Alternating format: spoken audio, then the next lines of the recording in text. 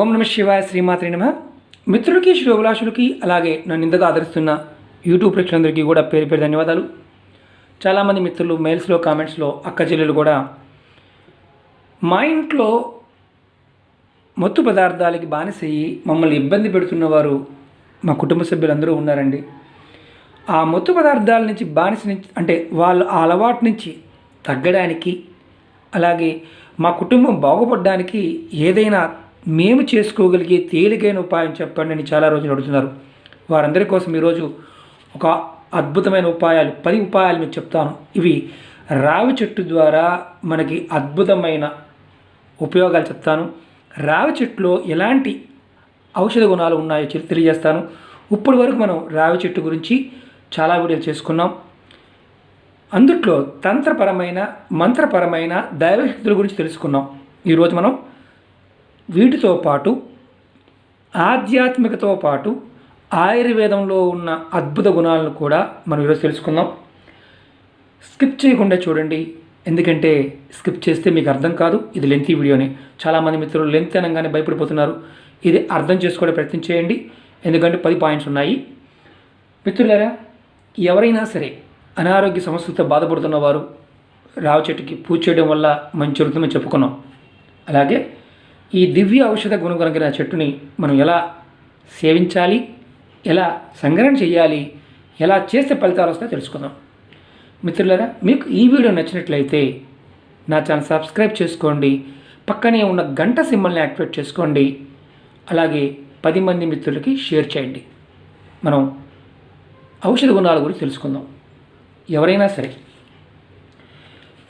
ఈ మన గ్రామీణ ప్రాంతంలో కానీ, దేవాలయంలో కానీ, లేదంటే అటవీ ప్రాంతంలో మనుషులు మలమూత్రాలు అంటే ఎక్కువగా చండాలం చేయకుండా ఉన్న ప్రదేశం, మలమూత్రాదులు విసర్జించకుండా ఉన్న ప్రదేశంలో ఉన్న చెట్ల దగ్గర ఇవి తీసుకోవాలి. మీరు 10 ఆకులు తీసుకోండి ఇలాంటివి. దీన్ని ఈ తొడి ఉంది కదా, తొడి తీసేయండి. తర్వాత ఈ ముందు ఆకు కొన ఉంది కదా, ఇది కూడా తీసేయండి. తొడిని తీసేయండి, ఆకు కొన కూడా తీసేయండి. తీసివేసి ఇలాంటి 10 ఆకులు తీసుకోండి. తీసుకొని మీరు 400 గ్రాముల నీళ్ళు తీసుకోండి. అంటే మన దగ్గర పావు లీటర్ గ్లాస్ ఉందనుకోండి, పావు లీటర్ గ్లాసులో ఒక గ్లాసు, తర్వాత సగం తీసుకోండి. 400 గ్రాములు అవుతుంది. తీసుకున్న తర్వాత ఆ నీళ్ళలో ఈ 10 ఆకులు వేయండి. వేసి మీరు చక్కగా మరగబెట్టండి. మరగబెట్టితే 100 గ్రాముల వాటర్ రావాలన్నమాట. అంటే గ్లాస్, అది పావు లీటర్ గ్లాస్ అనుకోండి, పావు లీటర్లో దాంట్లో కప్పుడికి రావాలి. అలా కప్పుడు నీళ్ళు వచ్చిన తర్వాత ఈ ఆకులు తీసేయండి. తీసేసి ఆ నీళ్ళు రోజు కూడా ఉదయం టిఫిన్ చేసిన తర్వాత, అంటే ఉదయం మీరు అల్పాహారం తీసుకున్న తర్వాత, అంటే పొద్దున్నే మామూలుగా భోజనం చేసేవారు ఉంటారు, ఏదన్నా అల్పాహారం తీసుకున్న తర్వాత ఆ కప్పుడు వాటర్ తీసుకోండి. 10 ఆకులు, ఎక్కువ కాదు, 10 ఆకులు తీసుకోవాలి, తొడాలు తీసేయాలి. ఇలా చేయడం వల్ల ఏమవుతుందంటే మీకు హృదయ సంబంధం అంటే గుండెకి సంబంధించిన ఏదన్నా ఇబ్బందులు ఉంటే తగ్గుతాయి. ఈ రావి చెట్టులో అంత గొప్ప శక్తి ఉంది ఆకుల్లో. కానీ దీంట్లో ఉన్న ఒక మతలబ్ ఏంటంటే, ఇది స్టీల్ పాత్రలో కానీ, అల్యూమినియం పాత్రలో కానీ ఆ నీటిని వేడి చేయకూడదు. మట్టి పాత్రలో కానీ, రాగి పాత్రలో కానీ, ఇత్తడి పాత్రలో మాత్రమే ఆ నీటిని మరగబెట్టాలి. ఇది ఫస్ట్ పాయింట్. ఇది మీరు ఎన్ని రోజులు తీసుకోవాలి అని మీరు అనుకోవచ్చు. మీరు దీన్ని వారంలో 3 సార్లు తీసుకోండి. రోజు విడిచి రోజు తీసుకోండి, ప్రాబ్లం లేదు. ఎందుకంటే కొంచెం వరవరగా ఉంటుంది నోటికి. ఇది ఒక ఉపాయం. రెండో ఉపాయం, మీకు ఎవరికైనా సరే గుండె దడ ఉంటుంది. కొంతమందికి విపరీతంగా టెన్షన్ పడిపోతూ ఉంటారు. అప్పుడు గుండె బాగా కొట్టుకుంటూ ఉంటుంది, దడ వచ్చేస్తుంది.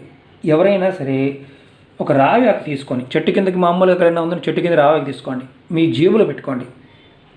మీ జేబులో పెట్టుకుంటే మీకు గుండె దడ తగ్గుతుంది. విచిత్రంగా ఉంది కదా, ఖచ్చితంగా పనిచేస్తుంది. గుండె దడ ఉన్నవారు ఎవరైనా సరే రావి ఆకు జేబులో పెట్టుకోవచ్చు. కానీ మీరు వేసుకునే షర్టు కానీ ఏదైనా సరే అది కాటన్ అయి ఉండాలి. అంతేగాని సిల్క్ది కానీ, టెర్రీ కాటన్ కానీ, పాలిస్టర్ కానీ అలాంటివి వేసుకోకూడదు. కాటన్ షర్ట్ అయి ఉండాలి. ఖచ్చితంగా మీకు 10 నిమిషాల్లోనే ఆకుని ఇలా మడతపెట్టి మీరు జేబులో పెట్టుకుని చాలు. పండు ఆకైనా పర్వాలేదు, తొడి ఉన్నా పర్వాలేదు, పెట్టుకోవచ్చు. ఇలా పెట్టుకోవడం వల్ల మీకు ఖచ్చితంగా గుండె దడ తగ్గుతుంది. ఇది రెండో ఉపాయం. మూడవ ఉపాయం, పిల్లలు చాలామంది మామూలుగా ఆ, అన్నం తినటం లేదండి సరిగా. ఎంత పెట్టినా కానీ ఎన్ని మందులు వాడినా సరే సరిగ్గా వారు ఆహారం తీసుకోవడం లేదు అనేవారికి ఇలాంటి రావాకులు తీసుకొని ఇస్తరు కుట్టండి. మనకి చీపురు పుల్లలు దొరుకుతాయి, లేదంటే మామూలుగా మిషన్ మీద కూడా కుట్టేయచ్చు. మిషన్ ఉన్న వాళ్ళు చిన్న ఇస్తరు కుట్టండి, లేదా 4 ఆకుల్లో లేదా ఒక పెద్ద ఆకు తీసుకొని రావాకు. దీంట్లో మీ పిల్లలకి భోజనం పెట్టండి. రావు ఆకులు కడిగి చక్కగా భోజనం పెట్టండి. మీరు ఆశ్చర్యపోతారు. ఎందుకంటే పిల్లల యొక్క ఆకలి పెరుగుతుంది, వాళ్ళ లివర్ ఫంక్షన్ చాలా బాగుపడుతుంది. వాళ్ళు పెద్ద ప్రేవుల్లో ఉన్న ఏదైనా పురుగులు ఉన్నా సరే అవి ఆటోమేటిక్గా మలం నుంచి బయటకు వచ్చేస్తాయి. రావికి ఆ శక్తి ఉంది. మనం అనుకుంటాం దైవం అంటే ఆయుర్వేదం మన జీవన విధానం ఋషులు ఎందుకు చెప్పారంటే ఆయుర్వేదం అనేది మన జీవితంలో భాగం. ఇవన్నీ మన పూర్వీకులు చేసేవారు, మనం మానేసాం. తంత్రంలో చెప్తూ వస్తున్నాం, ఎందుకంటే తంత్రంలో చాలా వరకు మనకి ఆర్థికమైన మానసికమైన ఇలాంటి విషయాల మీద ఎక్కువగా అడుగుతుంటారు కాబట్టి దాన్ని చెప్తున్నాను. ఇక ముందు ముందు నేను ఆయుర్వేద వీడియోలు కూడా మీకు తెలియచేస్తూ ఉంటాను నాకు తెలిసిన పరిధిలో. అలాగే 4వ ఉపాయం, ఇది పిల్లలు అయిపోయింది. 4వది, మీరు ఏదైనా రావి చెట్టు దగ్గర కింద ఆకులు పండి రాలిపోతుంటాయి కదా, ఆకులు తీసుకోండి. తీసుకొని చక్కగా పౌడర్ చేసుకోండి. ఎంతైనా చేసుకోండి, ఒక కేజీ ఆకులు తెచ్చి పౌడర్ చేసుకోండి, ప్రాబ్లం లేదు. దాంట్లో మీరు ఏం చేస్తారంటే ఒక 1/2 స్పూను మీరు రావాకు పౌడర్ తీసుకోండి, 1/2 స్పూను. దాంట్లో కాస్త బెల్లం కూడా ఏంటంటే పటికి బెల్లం కానీ ఇది ఒరిజినల్ దొరుకుతుంది. మన పాలిష్ కాకుండా నల్ల బెల్లం అంటారు కదా, అంటే దాన్ని చెరుకు బాగా చేసిన తర్వాత నల్లగా వస్తుంది బెల్లం. అంటే దీన్ని మనకు తెల్ల బెల్లం కాకుండా నల్ల బెల్లం వాడుకోండి. మనం ఎక్కువగా అమ్మవారికి పాయసం చేయడానికి వాడుతూ ఉంటాం నల్లటి బెల్లం, అది వాడుకోండి. తెల్లది కాదు, నల్ల బెల్లం వాడండి. అది లేకపోతే పటికీ బెల్లం, అంటే మన దాన్ని ఏమంటే కండ చక్కెర అంటాం, చిప్స్, పటికీ బెల్లం చిప్స్, అదైనా వాడుకోవచ్చు. ఈ ఉపాయానికి ఏంటంటే కొంచెం బెల్లం, అలాగే దాంతోపాటు తేనె. మామూలుగా మీకు షాపులో దొరుకుతుంది, పతాంజలి తేనె కానీ ఏదైనా తేనె తీసుకోండి. తీసుకొని చక్కగా మీరు ఏం చేస్తారంటే ఉదయం, మధ్యాహ్నం, రాత్రిపూట మీరు ఆ 1/2 స్పూన్ పౌడర్లో, చిన్న 1/2 స్పూన్ పౌడర్లో ఈ 3 కలుపుకొని చక్కగా మీరు తీసుకోండి. తీసుకోవడం వల్ల కలిగే ఫలితం ఏంటంటే జలుబు కానీ, అస్తమా కానీ, అలాగే జలుబు సంబంధిత అంటే మనకు సైనస్ ఉంటుంది, కొంతమందికి బ్రోంకైటిస్ ఉంటుంది, ఇలాంటి అనారోగ్య సమస్యల నుంచి బయటపడతారు. ఇది ఎప్పుడెప్పుడు తీసుకోవాలి? 1/2 స్పూన్ పౌడర్, ఎక్కువ కూడా కాదు. ఆకులు పౌడర్ చేసుకోవాలి. పండి రాలిన ఆకులు, పచ్చి ఆకులు కాదు, పండి కింద పడిన ఆకులు మాత్రమే తీసుకోవాలి. ఈ ఉపాయానికి 1/2 స్పూను, టేబుల్ స్పూన్ ఉంటుంది కదా, చిన్న స్పూన్లో 1/2 స్పూన్ మాత్రమే తీసుకోండి. దాంట్లో ఎంత బెల్లం కలుపుకోవాలంటే కొద్దిగా బెల్లం, పటికి బెల్లం, పంచదార మాత్రం కలపకూడదు. పంచదార పొరపాటు కూడా కలపకూడదు. పటికి బెల్లం కానీ ఇలాంటి బెల్లం కానీ కలుపుకోవాలి. అలాగే తేనె కలుపుకోవాలి. ఇది ఉపాయం. ఇది చేయడం వల్ల జలుబు తగ్గుతుంది, అస్తమా తగ్గుతుంది. అలాగే అనారోగ్య సమస్యలు, చాలా అనారోగ్య సమస్యలతో బాధపడేవారు ఎవరైనా కానీ ఆటోమేటిక్గా తగ్గుతుంది. ఇప్పుడు మనం ధూమపానం, మద్యపానం, డ్రగ్స్కి, ఇలాంటి చెడు వ్యసనాలకి బానిసైన వారికి ఉపాయం తెలుసుకుందాం. రావి చెట్టు యొక్క మన బెరడు, ఎక్కడైనా సరే రావి చెట్టు బెరడు, పెద్ద చెట్టు చూసుకోండి, చిన్న చెట్టు కాదు, చక్కగా పెద్ద చెట్టు, ఇంత బెరడు తీసుకోండి. తీసుకొని ఇంటికి తీసుకువచ్చి నీడని ఎండబెట్టండి. చక్కగా శుభ్రం చేయండి. ముందు చెట్టు బెరడు తెచ్చిన తర్వాత శుభ్రంగా నీళ్ళతో, మన మంచి నీళ్ళతో కడగండి. కడిగి చక్కగా దాన్ని ఎండబెట్టండి. ఎండబెట్టి తర్వాత ఎండిపోయిన తర్వాత కొంచెం గట్టి పడుతుంది, దాన్ని మన అరగతీయండి. అరగదీసి దాంట్లో కొంచెం తేనె కానీ, యాలకుల పొడి కానీ, లేదా పచ్చకర్పూరం, కొంచెం పచ్చకర్పూరం కానీ, వాము కానీ ఇలాంటిది కలుపుకొని, పచ్చకర్పూరం కలుపుకోవచ్చు. రోజుకి చిటికెడు ఇంత ఆ పౌడర్లో చిటికెడు పౌడర్, అంటే ఆ చెక్క అరగదీసిన దాన్ని రోజుకు 4-5 సార్లు కొంచెం చిటికెడు కనుక ఎవరైతే ఈ అలవాటైపోయారో, అలవాటు నుంచి బయటపడటం లేదో, వారు ఈ పౌడర్ని రోజుకు 4-5 సార్లు తీసుకుంటూ ఉంటే ఖచ్చితంగా వారు మద్యపానం, ధూమపానం, డ్రగ్స్ అలవాటు లాంటి నుంచి బయటపడతారు. విచిత్రంగా ఉంది కదా. రావి చెట్టు బెరడులో, చెక్కలో ఇంత శక్తి ఉంది. పైన ఉండే పొట్టు, మన తోలు అంటాం కదా, చెట్టుకి పైన ఉండే బెరడు, అంత శక్తి ఉంది. బెరడులో అంత శక్తి ఉంది. అందుకని శ్రీమన్నారాయణని మనకి ఆరోగ్యం బాగుంటవిలో ధనంత్వరిగా మనం పూజిస్తూ ఉంటాం. ఎంత శక్తి దాగి ఉందంటే రావి చెట్టులో అద్భుతమైన శక్తులన్నీ రావి చెట్లోనే ఉన్నాయి.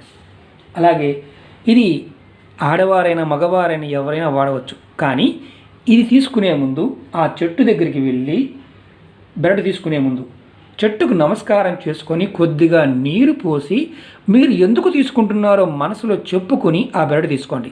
బాగా గుర్తుంచుకోండి, రావి చెట్టు ఇది ఈ ఉపాయం సోమ మంగళ బుధ గురు శుక్రు శని ఈ రోజుల్లో ఎప్పుడైనా తీసుకోవచ్చు. కానీ ఆదివారం మాత్రం పొరపాటును కూడా చెట్టు బెరడు తీయమాకండి.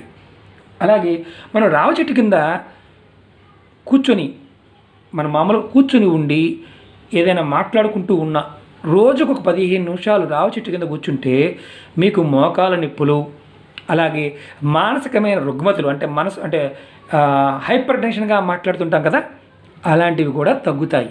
ప్రాక్టికల్గా చేసి చూడండి. రావి చెట్టు కింద కూర్చొని మీరు ఒక 15 నిమిషాలు కూర్చోండి.